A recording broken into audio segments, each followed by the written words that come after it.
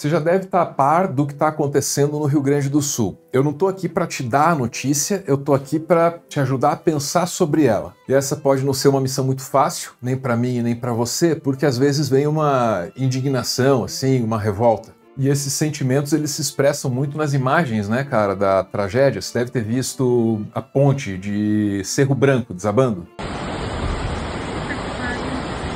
A infraestrutura toda da região sendo levada. Outro exemplo aí, a ponte de Santa Maria também. Acabou de cair a ponte dos Negrinhos. E esse desastre, ele acontece apenas 5 meses depois da última enchente que castigou muita gente no estado. Mas veio muito mais poderoso esse desastre que o anterior. As cenas são ainda mais dramáticas dessa vez e elas refletem a realidade de uma região que agora é propensa a esse tipo de evento climático extremo. E que ainda não está pronta para essa que, infelizmente, é a nova realidade. Hoje, a gente vai mergulhar fundo na água barrenta da enchente para entender não só o que está acontecendo pontualmente no Rio Grande do Sul, mas o que o futuro nos reserva. Senhores, saiam deste local. Saiam deste local. Se dirigem para a área mais alta do centro. É um aviso. Saiam deste local.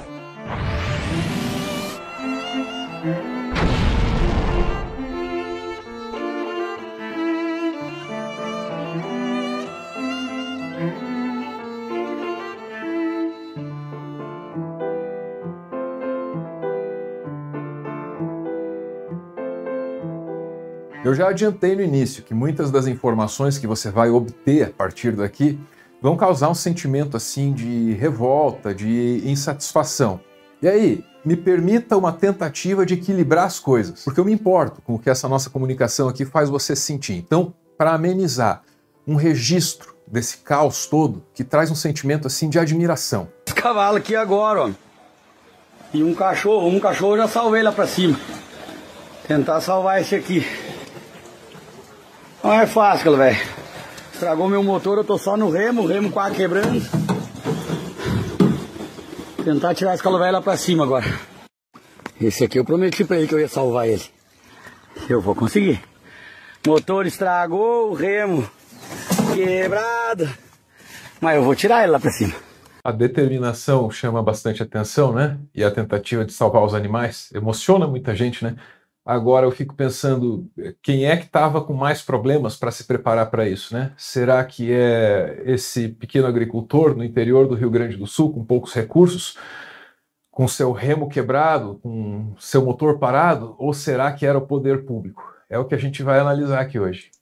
Volta aqui, meu filho, não vai lá. Vamos lá, gurizada, não adianta nada. Falta pouco. Agora falta pouco. O alto é ali, só mais uma cerca para passar.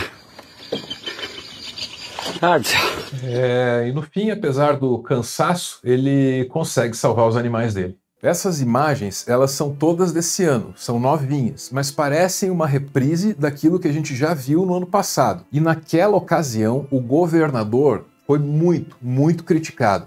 Vamos falar do governador logo de cara, daí a gente mata esse assunto e parte para outros tópicos relacionados. O governador, já naquela ocasião, em 2023, ele tinha sido muito criticado porque os jornalistas que cobrem esse tipo de evento climático extremo, eles entenderam que o Rio Grande do Sul tinha feito nada ou muito pouco para se preparar para esse tipo de coisa. Com estiagem. E agora a gente passa para um evento recorrente de ciclones a partir de um El Niño, de um super El Niño, que já acometeu o nosso estado em 2 ciclones, pelo menos antes, e agora nesse evento climático adverso. E você quer colocar a culpa em mim porque eu falei sobre os modelos matemáticos que não apontaram a precipitação que estava prevista? E essa aí era a justificativa. Como as chuvas se tornaram imprevisíveis, ficou mais difícil se preparar. A gente, quando ocorre um evento dessa escala, dessa ordem de grandeza, de tanta dor e sofrimento, é nosso dever fazer perguntas, é o meu ofício. A pergunta que eu lhe fiz não remete a apertar botões. O senhor não fez pergunta, o senhor fez um comentário. Só um pouquinho. Um momento. Eu lhe ouvi. Agora eu preciso dizer. Eu falei de cultura de prevenção que não necessariamente se resolve apertando o botão em 4 anos. Você percebe onde está o embate aí? O jornalista diz que, como eventos climáticos extremos agora são mais frequentes, então a prevenção tem que ser permanente.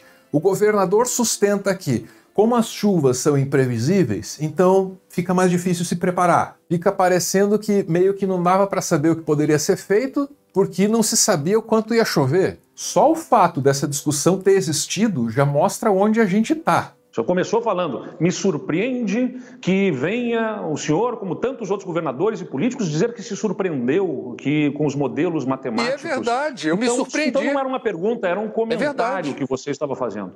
E eu não estou aqui para... Essa entrevista aqui é para falar sobre o que está acontecendo. Embasado e fundamentado, governador. O senhor não deve se vitimizar. Aí, apenas 5 meses depois dessa cena, depois dessa treta, tudo de novo. Enchente e o governador intensamente criticado pelas mesmas razões. O que ele faz? Ele se apressa, vai ao Facebook e troca a foto de perfil, onde ele agora aparece com o coletinho da Defesa Civil. Essa foi, talvez, a primeira medida tomada pelo governo do Rio Grande do Sul diante da catástrofe.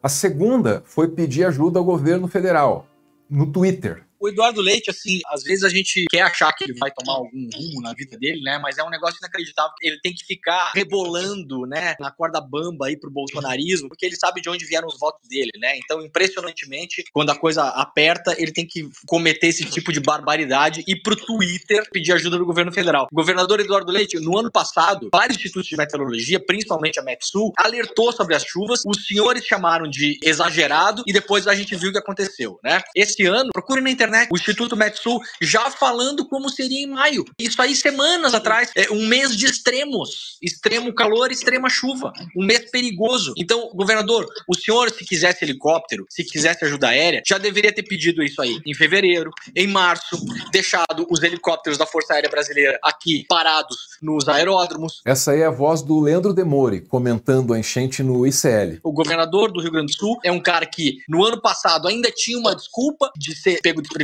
mesmo que não fosse. Esse ano agora não tem desculpa nenhuma e é uma situação patética, ridícula. Chega a ser o nível de nojenta com tudo que está acontecendo no estado. E pro Twitter, pedir ajuda por Twitter, governador. O senhor, pelo amor de Deus, o senhor cria vergonha na cara. O presidente Lula teve que ligar. Vocês viram a voz do Eduardo Leite na resposta do Lula, né? Parece uma criança que tá tomando um passa pra lá, moleque, do pai. Porque o Lula se obrigou a ligar e gravar a ligação pra mostrar que a coisa não é assim que se resolve, né? A ligação que o Demore menciona é essa aí, ó. Deixa eu lhe falar uma coisa, querido. Eu estou com o ministro da Defesa aqui. Ele está me contando que tem 8 helicópteros à disposição para ir ao Rio Grande do Sul, que está com problema, sabe, que não consegue levantar voo por causa do teto. Tá? Mas os helicópteros estão já preparados para ir para o Rio Grande do Sul, sabe, assim que o teto permitir. Outra coisa é o seguinte, nós vamos colocar no Rio Grande do Sul quantos homens for necessário para ajudar. Não tem limite da gente colocar, não. Se foi só 30, sabe, nós vamos mandar 60, 90, 100. Não tem limite de pessoas para a gente mandar para ajudar. E com isso a gente esgota a participação do governador nessa história. A partir daqui, a gente vai falar mais detalhadamente de Porto Alegre. É que quando você acompanha no noticiário o que está rolando com o Guaíba em Porto Alegre, você ouve falar que o rio subiu X metros, Y, Z, e acaba sem uma noção do que isso representa. Essas imagens aí ajudam, ó. Primeiro veja que até chegar em 3 metros, o centro histórico de Porto Alegre ainda está numa boa. Essa aí é a cota de inundação. Se sobe mais meio metro ali, é transtorno e prejuízo. Passou disso e uma região que é econômica, histórica, culturalmente importantíssima para a região, vai sumindo embaixo da água. Esses 5 metros aí foram atingidos e ultrapassados. Isso é inédito.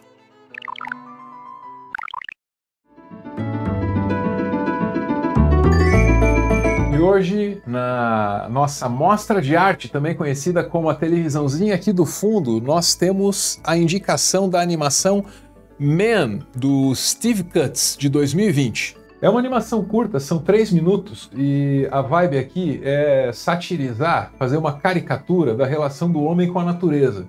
Então, o que começa desse jeito aí, ó, com maldades que podem ser consideradas até menores, perto das próximas, termina numa intensa crueldade e depressão, tipo isso, ó. Rapaz.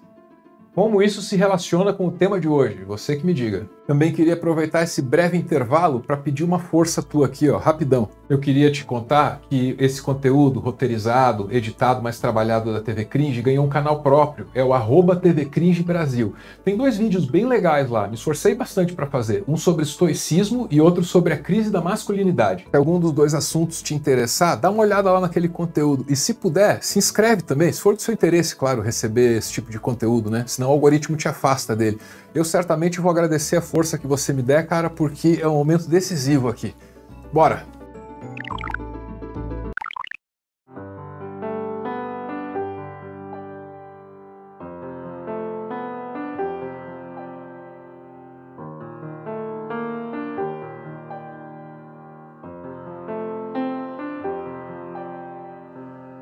Porto Alegre, capital do Rio Grande do Sul, fica onde fica em função de um lago, ou rio, chamado Guaíba. Esse rio, em grande parte, forneceu os recursos para que um assentamento humano surgisse ali. Só que agora, esse mesmo rio pode tornar esse assentamento, que hoje virou uma metrópole, numa coisa inviável. E o histórico disso é alarmante. Em 1941, houve uma cheia histórica. Aquela parte da cidade ali ficou debaixo d'água por 22 dias. Aí, quando isso aconteceu, ficou claro que Porto Alegre precisava tomar algumas precauções. Então o poder público começou a discutir o que ia fazer para não deixar aquela região alagar de novo. Passou 30 anos discutindo. Na década de 70, veio o muro lá do Guaíba. É o Muro de Mauá. Ele tem 2,5 km de extensão, tem 3 metros de altura e tem lá um sistema de comportas, do qual a gente vai falar aqui. Esse muro, ele não foi lá muito necessário ao longo das últimas décadas. O primeiro grande teste veio só em 2015. Mas pela primeira vez na história, desde a sua construção, fomos fechados de forma total, com uma garantia à população de Porto Alegre que poderá dormir tranquila na madrugada desta noite. Se amanhã as coisas voltarem ao normal, a comporta central será reaberta e a vida retornará ao normal também aqui no Cais de Mauá. Acabou que o rio subiu 3 metros mesmo com o muro. Se não tivesse o muro, teria sido mais devastador que 1941. Mas mesmo assim, a enchente de 2015 não saiu barato para o Rio Grande do Sul. No estado, 25 mil pessoas foram atingidas, 8 mil ficaram desabrigadas. Aí chega 2023, tudo de novo, né? Desabrigados, mortos, e o Guaíba subindo lá seus 3 metros de novo. Após as chuvas do fim de semana, o Guaíba transbordou e a água invadiu as ruas de Porto Alegre na noite de segunda-feira. A cheia já é considerada a mais alta dos últimos 80 anos. Com essas chuvas, 158 cidades gaúchas foram atingidas. 13.264 pessoas estão desalojadas e 3.737 estão desabrigadas. E isso foi em novembro de 2023. Passam-se aí 5 meses e a gente chega nesse caos de agora. Percebendo que mais uma cheia histórica estava a caminho, veio uma medida lá de precaução. Sacos de areia colocados ali diante das comportas. Pessoal, a gente está às margens da Avenida Castelo Branco, bem baixo aqui, ó, da Ponte do Guaíba. Eu quero mostrar o cenário que a gente tem por aqui agora. Militares do Exército foram chamados pela Prefeitura de Porto Alegre para ajudar a colocar sacos de areia junto às comportas que foram fechadas por aqui. Estão sendo colocados sacos de areia para evitar que essa água passe por essa região e invada alguns pontos, principalmente no 4º distrito, área que inclusive já tem problemas de alagamento. Essa coisa dos sacos de areia sendo colocados ali na última hora não inspiraram confiança em alguns gaúchos por aí não, viu? E de fato, na manhã seguinte já tinha comporta se rompendo e para piorar a previsão era de mais chuva. As imagens impressionavam e davam assim uma demonstração do que estava para vir por ali. Tão logo a comporta estourou, a imprensa procurou as autoridades atrás de uma projeção sobre o volume da água que iria invadir a cidade. Mas não tinha uma informação precisa, né, cara? Assim, uma medida da incerteza e da tensão que reinavam naquele momento em Porto Alegre deve estar na declaração do prefeito. O prefeito foi procurado lá quando a comporta estourou. Pô, até onde vai essa água aí, prefeito? O senhor sabe? O prefeito Sebastião Melo, do MDB, afirmou que parte do 4º distrito já está sendo afetada. O tamanho do estrago vai depender agora com o rompimento desse portão. Eu não posso dizer se vai até a Avenida Farrapos ou se não vai até a Avenida Farrapos, acrescentou. Mas isso era o prefeito, né? Essa dúvida era dele. O gaúcho, circulando pela cidade e olhando ali para determinados pontos, tinha meio que assim uma certeza bem estabelecida do pior. Aqui, ó, quando eu subi a ponte, quando eu estava indo para as ilhas, eu passei aqui, filmei essa parte e ela estava bem abaixo. Olha o que está vindo de água para a Zona Norte com o rompimento desse portão. Impressionante, a Zona Norte tá ficando realmente embaixo d'água. E no fim não deu outra, a água foi parar na Farrapos sim. Olha essas imagens aí, ó. Olha o tanto de gente enfileirada esperando o auxílio do Estado. Depois dos sacos de areia, né, veio uma outra solução, que também foi vista como uma medida desesperada. Que tal então, já que os sacos de areia não deram muito resultado, escorar as comportas com tanques do Exército? Qual foi a estratégia que a Prefeitura de Porto Alegre decidiu tomar para impedir que novos portões se rompam? Pedir ajuda do Exército, que está emprestando 4 tanques de guerra para serem posicionados ao lado dos portões e bloquear o portão para que ele não tenha, que ele não quebre, que ele não se rompa com a força da água. Para segurar a água. Para segurar o portão e a água, consequentemente, né? Porque é uma espécie de uma comporta. É difícil de saber se essas medidas paliativas aplicadas na última hora ajudaram a conter em alguma medida o desastre e em que medida. Mas é fácil de saber que o estrago não foi pequeno. Olha aí a rodoviária de Porto Alegre. Estamos embaixo d'água, pessoal. Ah, essa é minha loja. Ô amor, tá assim.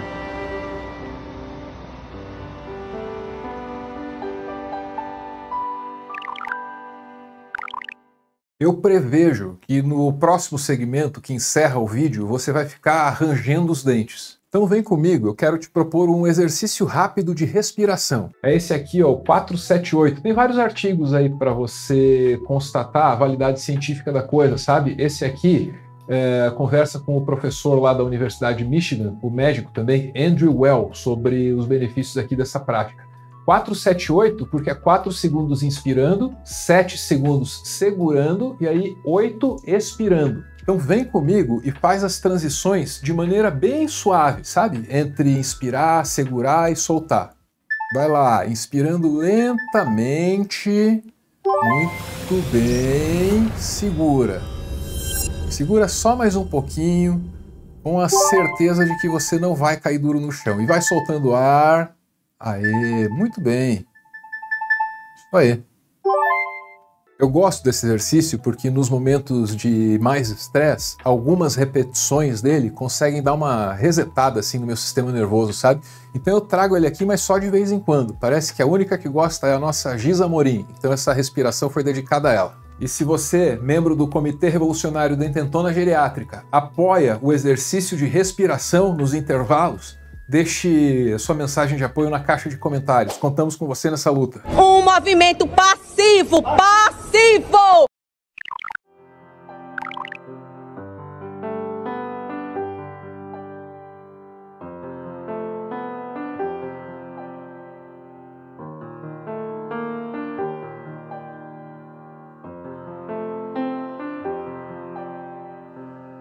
Tem muita gente no noticiário criticando a política de prevenção a desastres aplicada no Rio Grande do Sul.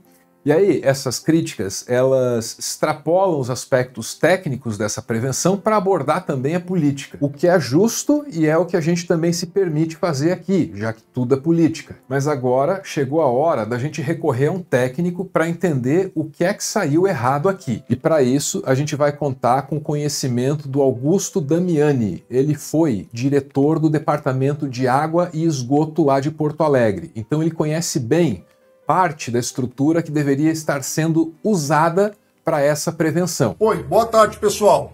Eu sou Augusto Damiani, ex-engenheiro aposentado da Prefeitura, ex-diretor-geral do DEP, ex-diretor-geral do EMAI, hidrólogo, mestre em recursos hídricos. E o Damiani faz ali o que eu interpreto como uma denúncia gravíssima, porque a estrutura que deveria ter sido usada para conter as águas do Guaíba foi negligenciada, não foi cuidada, não foi bem mantida. E aí, como essa estrutura não recebeu a manutenção devida, nem mesmo depois daquela enchente braba lá de 2015, ela chegou nesse momento, 2024, toda cacarecada, difícil de operar. Ou talvez também tenha faltado treinamento. Ouve aí. Vamos falar dessa cheia. O que aconteceu agora? Vocês viram que ali perto da Igreja das Dores, a Casa de Bomba, a 17 começou a transbordar? Sabe por quê? Porque tem uma comporta quebrada que faz com que a água do rio volte para dentro da cidade, independente da Casa de Bomba. Isso está desde 2018. Esse prefeito, o Demay, nada fez para resolver. Tem processo, inclusive. Outra coisa, vocês conhecem o Muro da Maior? O Muro da Maior é uma parte de estrutura de 2,3 km do complexo de dique. Tem várias comportas, 14. Só que essas comportas, para se fecharem, a gente tem que correr elas nos trilhos, rodando, botar as borrachas na lateral embaixo, botar os parafusos de pressão e fechá-la toda. Isso não foi feito. E outro problema, os tão ridicularizados sacos de areia. O ex-diretor diz que sim, os sacos fazem sentido, mas tinha que ter feito a coisa de um outro jeito, completamente diferente. Vocês viram que botaram umas ensecadas, botaram um saco de areia. Sabe aquelas areias que a gente compra lá na Ferrari do seu Manuel? Mas não é assim que você faz. Você faz com um saco de areia vazada, aquele saco de construção de obra, saco de linhagem, cimento e areia seco, que bota ali, que levanta uma pilha até a altura que tem que conter. Isso é a altura do muro. Mas a denúncia mais grave dele é sobre a comporta 14. Parece que, na enchente de 2023, a prefeitura já sabia que aquilo não estava funcionando direito, que faltava manutenção, e mesmo assim, mesmo sabendo, deixou a coisa lá, avacalhada, cacarecada até esse 2024. E essa falta de manutenção teria contribuído para o alagamento. Veja, prejuízos enormes. E sabe o que faltou? Sabe o que teria faltado? Parafuso e borracha. Comporta é aquela, a comporta 14 é uma comporta que em setembro do ano passado o Demay viu que estava estourada, puxou com o muco e botou no lugar. Passou 7 meses, não resolveu. Agora empurrou de novo, não botou as borrachas de viração, não botou os parafusos, veio a chuva, estourou tudo. Pior, alagou o Arcito. Pior agora, hoje de manhã, caiu um pedaço do dique, arrebentou a Castelo Branco. A fala do Damiani mostra que a gente está engatinhando assim, nessa coisa de se prevenir a desastres naturais. Infelizmente. A gente está engatinhando e não sei se tem muito tempo não para aprender a andar. Acompanha o histórico que eu te contei aqui. Há mais de 80 anos, uma enchente mostrou que a cidade precisava se proteger. Aí demorou muito, demorou 30 anos para a cidade tomar a primeira medida digna do nome para prevenção, que é o Muro de Mauá. Depois que erguem o muro, passam-se 40 anos até que ele seja testado de verdade. E foi assim até a década passada, em 2015. De lá para cá, começou a ficar na cara que essa estrutura vai ser demandada todo dia, toda hora. Outra enchente em 2023 e agora, 5 meses depois, outro evento da mesma proporção. Antes, o intervalo entre um desastre desses e outro era de décadas. Agora, pode ser de meses. Na ciência, já se firma um consenso de que esses desastres vão ser cada vez mais frequentes e a essas alturas, há muito pouco que se possa fazer para reverter esse cenário. O que sobra é se preparar e esperar. Duas coisas. São duas coisas. Mas parece que o poder público no Rio Grande do Sul só aprendeu a fazer uma delas.